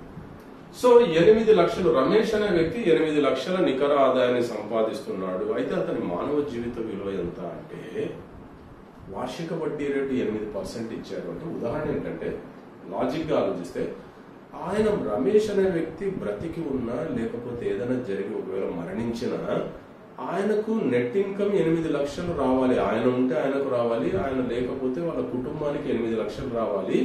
8% వడ్డీ చొప్పున సంవత్సర ఆదాయం. 8 లక్షలు సంవత్సర ఆదాయం, 8% వడ్డీ చొప్పున. అంటే ఇమాజిన్ చేయండి, ఒకవేళ మనం ఒక బ్యాంకులో కొంత డబ్బు తీసుకెళ్లి వేస్తే 8% చొప్పున 8 లక్షలు రావాలి. అంటే ఎంత వేయాలి? లాజిక్ 1 crore వేస్తే 1 crore డిపాజిట్ చేస్తే మనం బ్యాంకులో బ్యాంక్ వడ్డీ 8% ఉందనుకోండి, 1 crore కి 8% ఎంత? 8 లక్షలు. అంటే ఎంత వేయాలి మనము? 1 crore. ఈ 1 crore అనేది రమేష్ యొక్క మానవ జీవిత విలువ.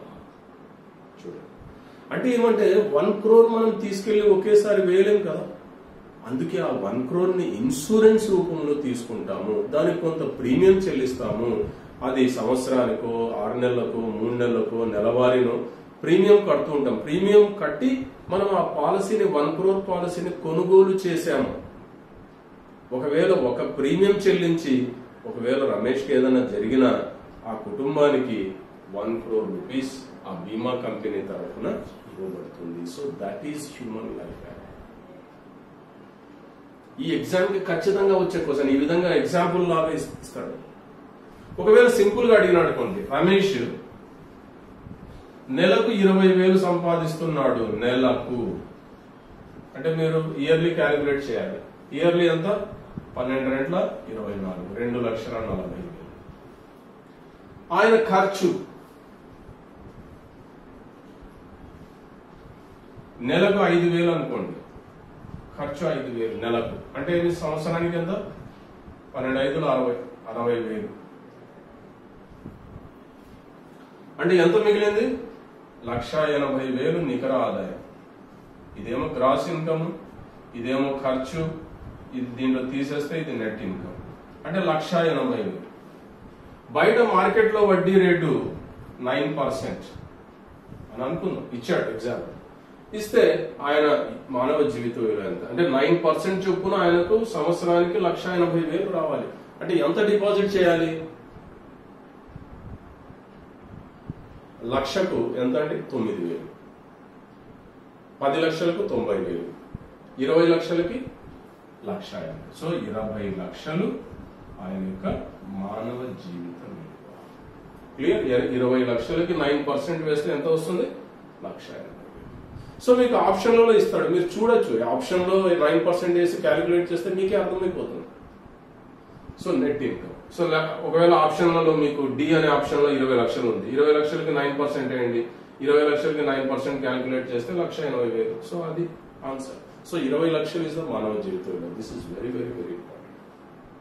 సో మానవ జీవిత విలువ అనేది దీని మీదనే క్వశ్చన్స్ వస్తాయి. ఈ ఒక్క కాన్సెప్ట్ ఏంటి మానవ జీవిత విలువకి.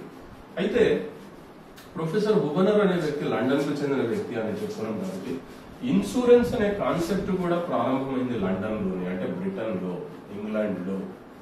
అందుకే ఎగ్జామ్ లో క్వశ్చన్ ఎలా వస్తుందంటే సింపుల్ క్వశ్చన్, ఆధునిక బీమా వ్యాపారం మూలాలు ఇక్కడ కనుగొనబడ్డాయి. ఆధునిక మోడర్న్ ఇన్సూరెన్స్ ఎక్కడ కనుగొనబడింది అంటే మోడర్న్ ఇన్సూరెన్స్ అనేది ఇంగ్లాండ్ లోని లాయిడ్స్ అనే ప్రదేశం. లాయిడ్స్, ఈ లాయిడ్స్ అనేది ఒక ప్రదేశం. ఇక్కడ కాఫీ హౌస్ లో కూర్చొని జరిపిన చర్చల ఫలితంగా వచ్చిందే ఆధునిక బీమా వ్యాపారం యొక్క మూలాలు ఇక్కడ కనుగొనబడ్డాయి. లాయిడ్స్. Simple question. హెచ్ఎల్విని కనుగొన్నది ఎవరు? హెచ్ఎల్విని డిజైన్ చేసింది ఎవరు అని క్వశ్చన్ వస్తే ప్రొఫెసర్ హుబనర్. హెచ్ఎల్వి అంటే ఏమి? ఒక మనిషి యొక్క నికర ఆదాయం మరియు వార్షిక వడ్డీ రేటు. ఎగ్జాంపుల్స్ చెప్పు. ఓకే ఫ్రెండ్స్, అదేవిధంగా ఐఆర్డిఏ ఇన్సూరెన్స్ రంగంలో all insurance companies, whether it is life insurance or general insurance or health insurance, A insurance company తీసుకున్నా, లైఫ్ ఇన్సూరెన్స్ లో దాదాపు 25 కంపెనీలు, జనరల్ ఇన్సూరెన్స్ లో దాదాపు 26 కంపెనీలు, హెల్త్ ఇన్సూరెన్స్ లో స్టాండ్ అలోన్ కంపెనీస్ అవి ఒక 10 వరకు. సో మొత్తం కలిపి దాదాపు ఒక 60 కంపెనీలు భారతదేశంలో ఉంటే ఈ కంపెనీల మీద అథారిటీ, కంట్రోలింగ్ అథారిటీ చూడండి, ఇన్సూరెన్స్ రెగ్యులేటరీ అంటే బీమా నియంత్రణ, అండ్ డెవలప్మెంట్ అథారిటీ అంటే అభివృద్ధి చేసేది కూడా, కేవలం నియంత్రణే కాదు, బీమా యొక్క వ్యాపారాన్ని అభివృద్ధి కూడా చేయాలి. Nook and corner of the country బీమా అనేది ప్రతి భారతీయుడికి ఒక పాలసీ ఉండాలి అనేటటువంటి కాన్సెప్ట్ తో ఏర్పాటైంది IRDAI. దీని మీద క్వశ్చన్స్ ఎలా వస్తాయంటే, దీని యొక్క చట్టం 1999, IRDA యాక్ట్ ఎప్పుడు 1999. అయితే ఎప్పటి నుంచి అమల్లోకి వచ్చింది? అమలు 2000. యాక్ట్ ఏమో 1999, అమలు మాత్రం 2000. అట్లనే మనం ఇంతకుముందు చెప్పుకున్నాం ఇన్సూరెన్స్ యాక్ట్ 1938. ఇన్సూరెన్స్ యాక్ట్ 1938 ఎప్పటి నుంచి అమల్లోకి వచ్చింది? 1 జూన్ 1939. ఇది కూడా ఎగ్జామ్ కి చాలా సార్లు అడిగారు. ఇన్సూరెన్స్ యాక్ట్ 1938 ఎప్పటి నుంచి అమల్లోకి వచ్చింది? 1 జూన్ 1939. IRDA యాక్ట్ 1999 అమలు వచ్చింది 2000. So IRDA is the controlling authority of all insurance companies present in India. IRDA యొక్క హెడ్ క్వార్టర్ ఎక్కడ ఉంది? హైదరాబాద్ లో ఉంది. IRDA యొక్క ముఖ్య ఉద్దేశం ఏంటి? Simple concept. ముఖ్య ఉద్దేశము పాలసీదారుల హక్కుల సంరక్షణ. అసలు దీని యొక్క ముఖ్య ఉద్దేశం ఏంటి? పాలసీదారుల హక్కులను సంరక్షించే ఏకైక ఉద్దేశం. అందుకే పాలసీ హోల్డర్స్ ప్రొటెక్షన్ రెగ్యులేషన్స్.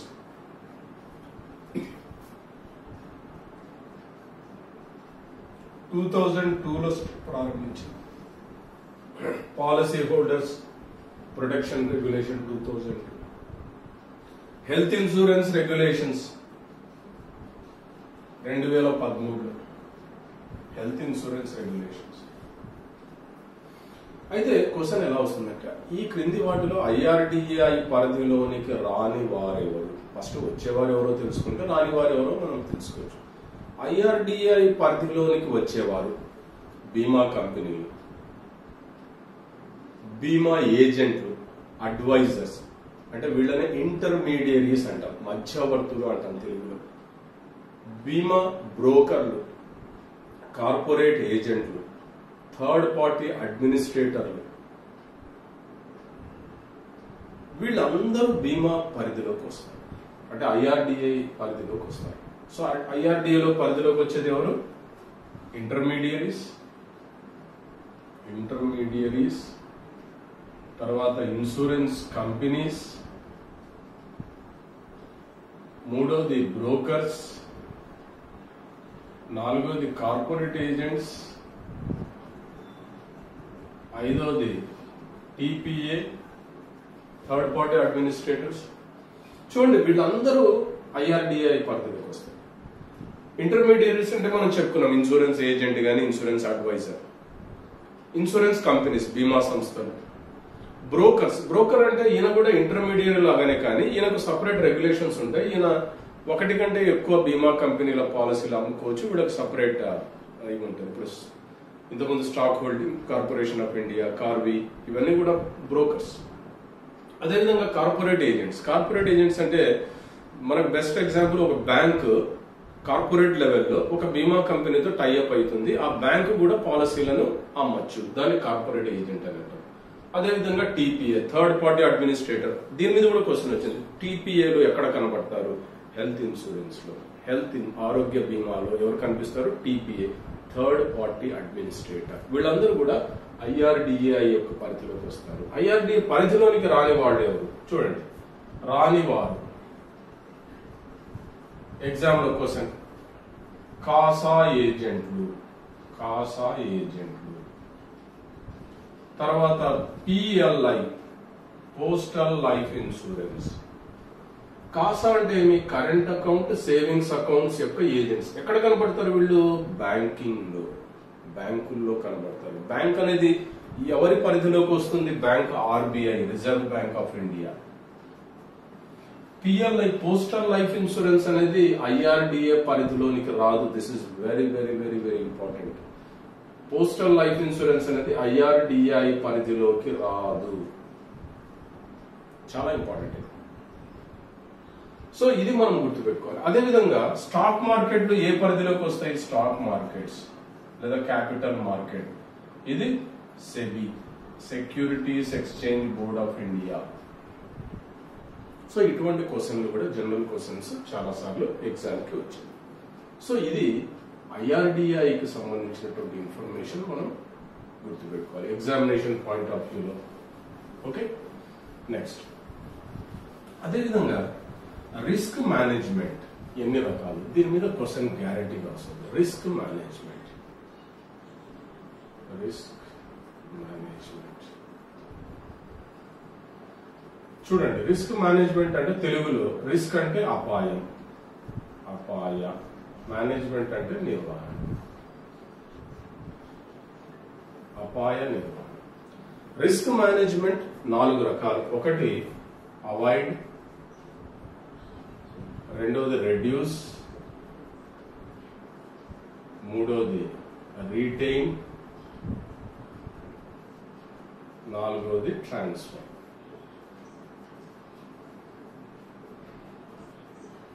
చూడండి, అవాయిడ్ అంటే తప్పించుకోవడం, అపాయం నుంచి తప్పించుకోవడం. రెడ్యూస్ అంటే అపాయం నుంచి తగ్గించుకోవడం, అపాయాన్ని తగ్గించుకోవడం, రిడక్షన్. రీటైన్ లేదా రిటెన్షన్ అంటే నిలుపుదల చేసుకోవడం, అపాయాన్ని నిలుపుదల చేసుకోవడం.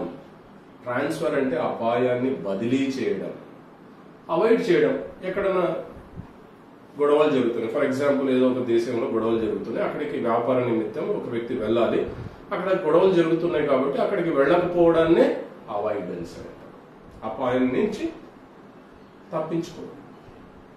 రిడక్షన్, తగ్గించుకోవడం. ఫర్ ఎగ్జాంపుల్ ఒక గోదాములో ఫైర్ జరిగే అవకాశం ఉంది, ఫైర్ ఎక్స్టింగ్విషర్స్ ఇవన్నీ కూడా ఏర్పాటు చేసుకుంటారు. రేపు పొద్దున ఫైర్ జరిగినా దాన్ని ఆపడానికి ఫైర్ ఎక్స్టింగ్విషర్స్ ఉంటాయి. అంటే నష్టం జరిగిన నష్ట నివారణ చర్యలు చేపట్టడం. సో రిడక్షన్ కింద మీకు ఆప్షన్, ఖచ్చితమైన ఆప్షన్ ఏముంటుందంటే లాస్ ప్రివెన్షన్ మెథడ్స్ అని ఉంటే అది కరెక్ట్ ఆప్షన్, అంటే నష్ట నివారణ చర్యలు. ఓకే.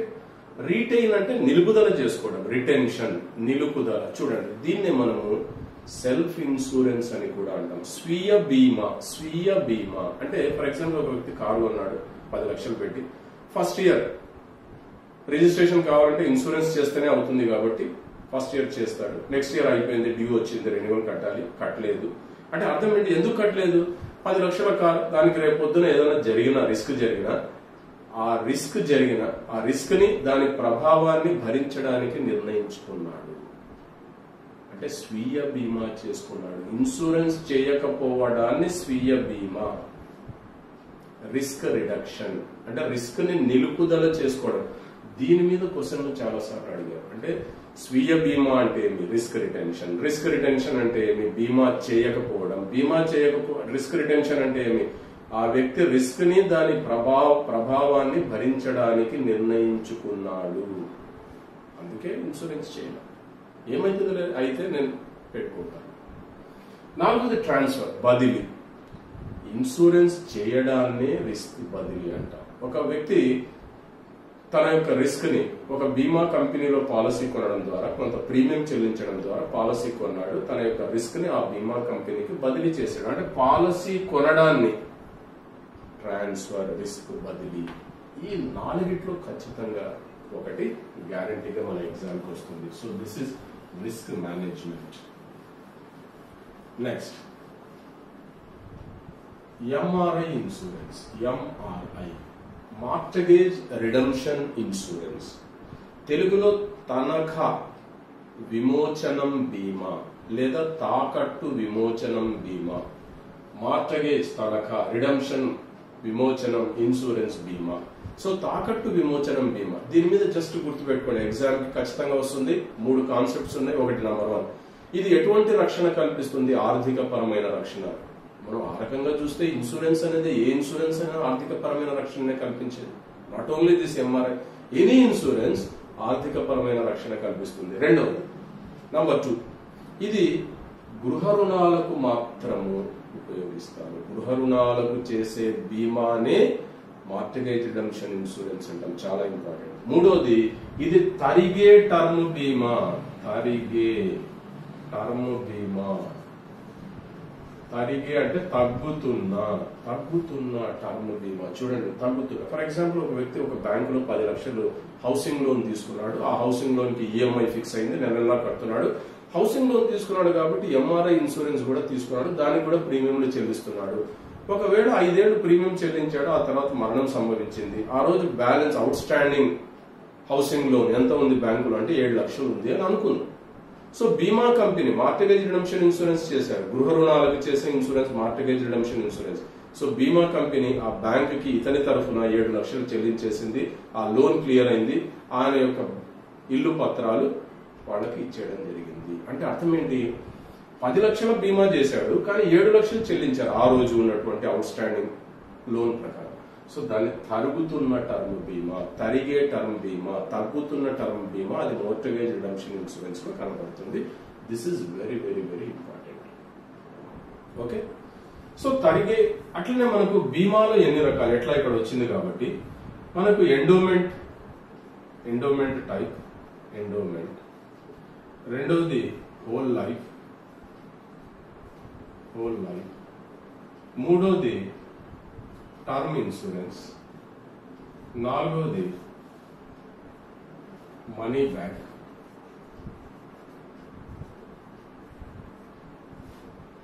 చూడండి, ఇంకా ఉన్నాయి, అవి తర్వాత చెప్పుకుందాం. Endowment policy, whole life policy, money back policy, term policy, ఇవన్నీ కూడా సాంప్రదాయమైన పాలసీలు. ఎగ్జామ్ కి క్వశ్చన్ ఎలా వస్తుందంటే, ఈ క్రింది వాటిలో సాంప్రదాయమైన పాలసీ, కన్వెన్షనల్ పాలసీస్ ఏవి, ట్రెడిషనల్ పాలసీస్ ఏవి అంటే ఎండోమెంట్ పాలసీ, దీన్ని తెలుగులో కూడా ఎండోమెంటే అంటారు. హోల్ లైఫ్ పాలసీ మొత్తం జీవితకాలపు పాలసీ అని అర్థం. టర్మ్ పాలసీ అంటే తెలుగులో టర్మ్ అంటే కాలావధి, ఇన్సూరెన్స్ అంటే బీమా పాలసీ, కాలావధి బీమా పాలసీ. మనీ బ్యాక్ పాలసీ అని తెలుగులో కూడా మనీ బ్యాక్ పాలసీ.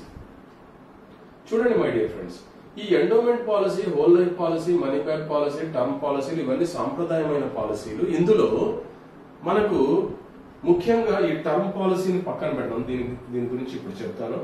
ఈ లోపల ఈ 3 endowment, whole life, money back పాలసీల్లో మనం కట్టే ప్రీమియంలో 2 రకాల మూలకాలు ఉంటాయి. ఒకటి పొదుపు మూలకము, రెండవది రక్షణ మూలకము. పొదుపు మూలకము, రక్షణ మూలకం. పొదుపు మూలకం ఉండడం వల్ల ఈ పాలసీలకి టర్మ్ తర్వాత వచ్చేటటువంటి దాన్ని మెచ్యూరిటీ, టర్మ్ తర్వాత కూడా ఆ పాలసీదారులు బ్రతికి ఉంటే వచ్చేటటువంటి డబ్బుని మెచ్యూరిటీ బెనిఫిట్ అంటాం. ఆ మెచ్యూరిటీ బెనిఫిట్ బోనస్లతో పాటు కలిసి వస్తుంది. ఎందుకు వస్తుంది బోనస్ అంటే, ఒకవేళ ఆ పాలసీ పార్టిసిపేటింగ్ ఫీచర్ ఉన్నటువంటి పాలసీ అంటే బోనస్ విత్ ప్రాఫిట్ పాలసీ అంటాం. విత్ ప్రాఫిట్ పాలసీని పార్టిసిపేటింగ్ పాలసీ, ఇవన్నీ ఒకటే.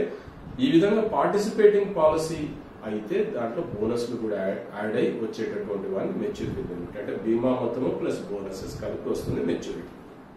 ఈ మూడింటి.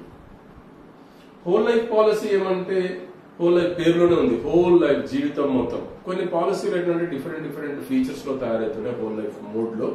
ఒకటి టర్మ్ పెడతారు, ఆ టర్మ్ తర్వాత మెచ్యూరిటీ వస్తుంది, మెచ్యూరిటీ తర్వాత కూడా ప్రీమియం పాలసీ కంటిన్యూ అవుతుంది, ప్రీమియంస్ చెల్లించాల్సిన అవసరం లేదు. ఆ తర్వాత మధ్యలో ఏదైనా జరిగితే జీవితం లోపల అంటే ఆయన బతుకున్న నాళ్ళు 100 years పాటు మధ్యలో ఏదైనా డెత్ జరిగితే నామినీకి కూడా డెత్ బెనిఫిట్ ఇస్తారు. హోల్ లైఫ్ జీవితం మొత్తం. మనీ బ్యాక్ పాలసీ మధ్యలో డబ్బులు ఇస్తుంటారు, దాన్ని తెలుగులో జీవిత ప్రయోజన చెల్లింపులు అంటాం. ఇంగ్లీష్ లో సర్వైవల్ బెనిఫిట్స్. మధ్యలో పాలసీ యొక్క ఫీచర్ ని బట్టి 5 ఏళ్ళు, 4 ఏళ్ళు, 3 ఏళ్ళు, ఆ తర్వాత ఒక టర్మ్ తర్వాత ఇయర్లీను, ఆ విధంగా ఇచ్చే పాలసీలని, మధ్యలో డబ్బులు ఇచ్చే పాలసీలని మనీ బ్యాక్ పాలసీ అంటాము. తెలుగులో జీవిత ప్రయోజన చెల్లింపులు అని అంటాము. సో ఇది దీంట్లో కూడా మెచ్యూరిటీ ఉంటుంది, డెత్ బెనిఫిట్, ఇవన్నీ కూడా ట్రెడిషనల్ ప్లాన్స్. అయితే ఇక్కడ టర్మ్ ప్లాన్, ఇక్కడ చాలా కంపెనీలు ఈ పాలసీ యొక్క ప్రీమియం చాలా తక్కువగా ఉంటుంది. కారణం ఏమంటే, ఇందులో చెప్పినట్లు దీంట్లో సేవింగ్స్ ఎలిమెంట్ ఉండదు. టర్మ్ పాలసీలో కేవలం రక్షణ ఎలిమెంట్ ఇన్సూరెన్స్ ఎలిమెంట్ మాత్రమే ఉంటుంది. My dear friends, insurance element మాత్రమే ఉంటుంది టర్మ్ పాలసీలో. సో టర్మ్ పాలసీలో సేవింగ్స్ ఎలిమెంట్ ఉండదు కాబట్టి ప్రీమియం చాలా తక్కువగా ఉంటుంది. ఫర్ ఎగ్జాంపుల్, ₹1,00,00,000 పాలసీ తీసుకోవాలి, ఎండోమెంట్ కానీ హోల్ లైఫ్ కానీ మనీ బ్యాక్ అంటే దాదాపు 6 లక్షలు చెల్లించాలి. అదే టర్మ్ పాలసీలో అయితే 50,000-60,000 లేదా 40,000 చెల్లించినా సరిపోతుంది 1 crore. అంటే సేవింగ్స్ ఎలిమెంట్ ఉండదు. అంటే ఆల్మోస్ట్ ఆల్ చాలా టర్మ్ ప్లాన్స్ లో మెచ్యూరిటీ బెనిఫిట్ ఉండదు, కేవలం డెత్ బెనిఫిట్ మాత్రమే ఉంటుంది. అతి తక్కువ ప్రీమియం. క్వశ్చన్ ఎలా రావచ్చు, కాలావధి బీమా పాలసీకి మంచి ఉదాహరణ ఏంటి? ఒక వ్యక్తికి ఇన్సూరెన్స్ చాలా అవసరం కానీ ఆయన దగ్గర బడ్జెట్ లేదు, అటువంటి వ్యక్తికి టర్మ్ బీమా పాలసీ. అంటే డబ్బులు తక్కువ ఉన్నాయి, ఇన్సూరెన్స్ అవసరం ఎక్కువ ఉంది, అటువంటి వ్యక్తికి కావాల్సిన పాలసీని ఏమంటాము? టర్మ్ ఇన్సూరెన్స్ ప్లాన్, కాలావధి బీమా పాలసీ అని అంటాం. This is very important. Okay, ఆ తర్వాత సో ఎట్లనే ఈ పాలసీల గురించి చెప్తున్నాం కాబట్టి ఇదే కంటిన్యూషన్ గా యూలిప్ పాలసీలు, వేరియబుల్ పాలసీలు. ఈ యూలిప్ పాలసీలు, వేరియబుల్ పాలసీలని సాంప్రదాయేతర పాలసీలు అంటే నాన్ ట్రెడిషనల్ ప్లాన్స్, సాంప్రదాయం కానటువంటి పాలసీ. ఇంతకుముందు endowment money back whole life term పాలసీలు సాంప్రదాయమైన పాలసీలు. సాంప్రదాయం కాని దానికి తెలుగులో ఏంటి? సాంప్రదాయేతర, non traditional, non conventional plans ని యూలిప్ పాలసీలు, వేరియబుల్ పాలసీలు. యూలిప్ అంటే ఏమి? పేరులోనే ఉంది, యూనిట్ లింక్డ్ ఇన్సూరెన్స్ ప్లాన్. ఈ వేరియబుల్ పాలసీస్ అనేవి అమెరికాలో ప్రారంభమైంది. ఆల్మోస్ట్ ఆల్ దీని ఫీచర్ యూలిప్ పాలసీ, వేరియబుల్ పాలసీలో భాగమే యూలిప్ పాలసీ. సో యూలిప్ పాలసీలు ఏంటి? ఇది ఒక సాంప్రదాయమైన పాలసీ కాదు. దీని మీద క్వశ్చన్ ఎలా వస్తుందంటే, ఇది సాంప్రదాయమైన పాలసీ కాదు, కరెక్ట్, స్టేట్మెంట్ 1. ఇది పారదర్శకంగా ఉంటుంది. ఇక్కడ ఏవైతే మనం కట్టే ప్రీమియం కి సంబంధించినటువంటి ఛార్జెస్ క్లియర్ కట్ గా ఆ బీమా కంపెనీ ఒక స్టేట్మెంట్ రూపంలో ఇస్తుంది. అయ్యా, నువ్వు కట్టినటువంటి ప్రీమియం కి మోర్టాలిటీ ఛార్జ్ ఇంత, ఫండ్ మేనేజ్మెంట్ ఛార్జ్ ఇంత, ఇవన్నీ డిఫరెంట్ ఛార్జెస్ ఉంటాయి ఇందులో. ఆ ఛార్జెస్ అన్ని కూడా ఇందులో డీటెయిల్ గా ఒక స్టేట్మెంట్ రూపంలో కస్టమర్ కి తెలియబరుస్తుంది. అందుకే పారదర్శకంగా ఉంటుంది యూలిప్ పాలసీ. సాంప్రదాయేతర పాలసీ పారదర్శకంగా ఉంటుంది. మెచ్యూరిటీ బెనిఫిట్ ఎలా పే చేస్తారో, మెచ్యూరిటీ బెనిఫిట్ అంటే ఫండ్ వాల్యూ చెల్లిస్తారు. లేకపోతే అంటే మెచ్యూరిటీ గురించి క్వశ్చన్స్ చాలా అడగలేదు కానీ డెత్ బెనిఫిట్ గురించి క్వశ్చన్స్ చాలా ఎగ్జామ్స్ లో అడిగారు. యూలిప్ పాలసీలో క్వశ్చన్ అడుగుతున్నాడు, ఒక పెద్ద క్వశ్చన్ ఇస్తారు. వాడు ఎలా ఇస్తారంటే, రమేష్ అనే వ్యక్తి 10 లక్షల యూలిప్ పాలసీని 20 ఏళ్ల కాల పరిమితికి తీసుకున్నాడు. ఆయన కాల పరిమితి ముగిసే లోపలనే మరణించాడు. అయితే నామినీకి బీమా కంపెనీ ఏం పే చేస్తుంది, ఎంత బీమా పే చేస్తుంది అంటే, యూలిప్ పాలసీ కాబట్టి గుర్తుపెట్టుకోండి, మరణ క్లెయిమ్ లో బీమా మొత్తము లేదా ఫండ్ విలువ ఏది ఎక్కువ అయితే అది. చాలా ఇంపార్టెంట్. యూలిప్ పాలసీలో డెత్ బెనిఫిట్ ఎలా పే చేస్తారు? బీమా మొత్తము అంటే sum assured or fund value whichever is higher, ఏది ఎక్కువ అయితే అది. ఫర్ ఎగ్జాంపుల్, ఆయన చనిపోయిన నాటికి ఫండ్ విలువ 9 లక్షలు ఉంది, తీసుకున్న పాలసీ విలువ 10 లక్షలు ఉంది. ఏం పే చేస్తారు? 9 లక్షలు ఎక్కువనా 10 లక్షలు? 10 లక్షలకు, కాబట్టి 10 లక్షలు. ఒకవేళ చనిపోయే నాటికి ఫండ్ విలువ 12 లక్షలు ఉంది, తీసుకున్న పాలసీ విలువ 10 లక్షలు. సో ఫండ్ విలువ ఎక్కువ ఉంది కాబట్టి 12 లక్షలు నామినీకి చెల్లిస్తారు. అది this is very important examination point of view. Okay, next.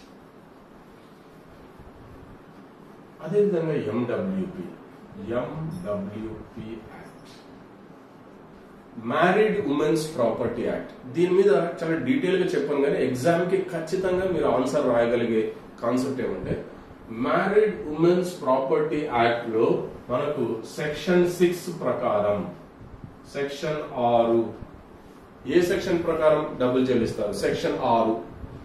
So బీమా మరణ క్లెయిమ్ గానీ మెచ్యూరిటీ క్లెయిమ్ గానీ, బాగా వినండి, మెచ్యూరిటీ క్లెయిమ్ గానీ మరణ క్లెయిమ్ గానీ ఎవరికి చెల్లిస్తారు? ట్రస్టీ. తెలుగులో ధర్మకర్త అన్న ట్రస్టీ కూడా ఇస్తారు, ఇంగ్లీష్ లో అయితే ట్రస్టీ, తెలుగులో ధర్మకర్త. క్వశ్చన్ ఎంత పెద్దది ఇచ్చారు. ఎండబ్ల్యూపీ చట్టానికి సంబంధించి అవి ఇవి ఇచ్చి మెచ్యూరిటీ క్లెయిమ్ ఎవరికి చెల్లిస్తారు అంటే ట్రస్టీ. ఒకవేళ డెత్ జరిగింది, డెత్ క్లెయిమ్ ఎవరికి చెల్లిస్తారు? ట్రస్టీ. ఏ సెక్షన్ ప్రకారం చెల్లిస్తారు? సెక్షన్ 6. ఒకవేళ మూడోది ట్రస్టీ లేకపోతే ఎవరికి చెల్లిస్తారు? Official trustee of the state. ఈయన కూడా ట్రస్టీనే, కానీ ఒకవేళ ట్రస్టీ లేకపోతే బీమా మొత్తం ఎవరికి చెల్లిస్తారు? అది మెచ్యూరిటీ కానీ డెత్ క్లెయిమ్ కానీ ఏ క్లెయిమ్ అయినా ఎవరికి చెల్లిస్తారు? ట్రస్టీ. ఒకవేళ ట్రస్టీ లేడు, ట్రస్టీ లేకపోతే ప్రతి రాష్ట్ర ప్రభుత్వానికి ఒక అధికారిక ధర్మకర్త ఉంటాడు. రాష్ట్ర ప్రభుత్వ అధికారిక trustee, official trustee of the state. ఆయన పేరులో కూడా ట్రస్టీనే ఉంది, కానీ ఆయన రాష్ట్ర ప్రభుత్వానికి సంబంధించిన ట్రస్టీ, ఆయనకు చెల్లిస్తారు. సో ఈ 3 ఆప్షన్లకు సంబంధించి ఖచ్చితంగా ఏదో ఒకటి మనకు గ్యారెంటీగా వస్తుంది. సో MWP యాక్ట్ వస్తే 3 గుర్తుపెట్టుకోండి. సెక్షన్ 6 ఎవరికి డబ్బులు చెల్లిస్తారు? మెచ్యూరిటీ కానీ డెత్ క్లెయిమ్ కానీ ట్రస్టీ. ఒకవేళ ట్రస్టీ లేకపోతే ఎవరికి చెల్లిస్తారు? రాష్ట్ర ప్రభుత్వపు అధికారిక ప్రతినిధి. ఓకే, అదేవిధంగా కీ మ్యాన్ ఇన్సూరెన్స్.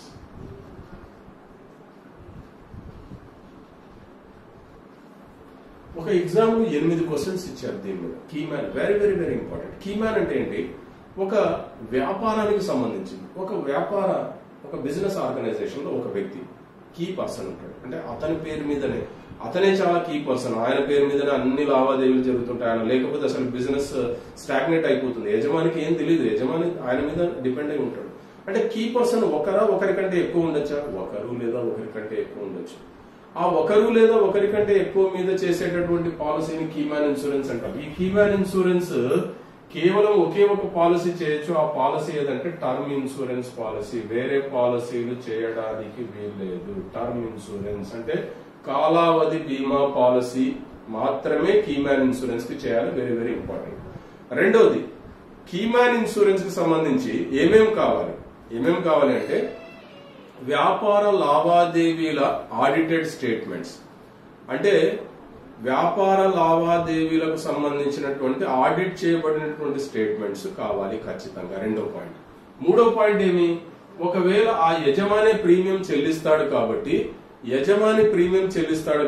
ఆ యజమాని చెల్లించే ప్రీమియంలు బిజినెస్ ఎక్స్పెండిచర్ గా ట్రీట్ చేయబడుతుంది కాబట్టి బిజినెస్ ఎక్స్పెన్సెస్ గా ట్రీట్ చేయబడుతుంది కాబట్టి ఇన్కమ్ ట్యాక్స్ బెనిఫిట్ యజమానికి లభిస్తుంది. చాలా ఇంపార్టెంట్.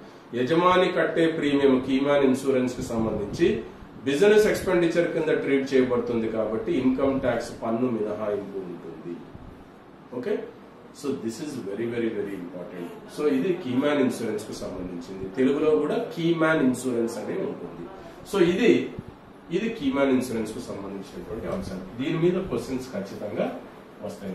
క్వశ్చన్స్ ఎలా వస్తాయంటే ఒక పెద్ద క్వశ్చన్ ఇస్తారు, దానికి సంబంధించినటువంటి ఆన్సర్ స్టేట్మెంట్ల రూపంలో ఉంటుంది, ఆప్షన్స్ ABCD రూపంలో ఉంటుంది. మనం ఈ కాన్సెప్ట్స్ ఏవైతే మనం ఇక్కడ డిస్కస్ చేసామో ఆ కాన్సెప్ట్స్ కు సంబంధించినటువంటి విషయాలే మనకు ఎగ్జామ్ లో వస్తాయి. దీన్ని మీరు లాజికల్ గా థింక్ చేసి ఖచ్చితంగా ఆన్సర్ రాయగలరు. So my dear friends, thank you very much. Wish you all the best. మీరు ఖచ్చితంగా ఎగ్జామ్ లో ఖచ్చితంగా మీరు సక్సెస్ అవుతారు. ఫస్ట్ అటెంప్ట్ లోనే మీరు ఎగ్జామ్ పాస్ అవుతారు. ఈ వీడియో 1కి 2 సార్లు చూసిన తర్వాత అని నేను మనస్ఫూర్తిగా నమ్ముతున్నాను. విజయీ భవ. Thank you.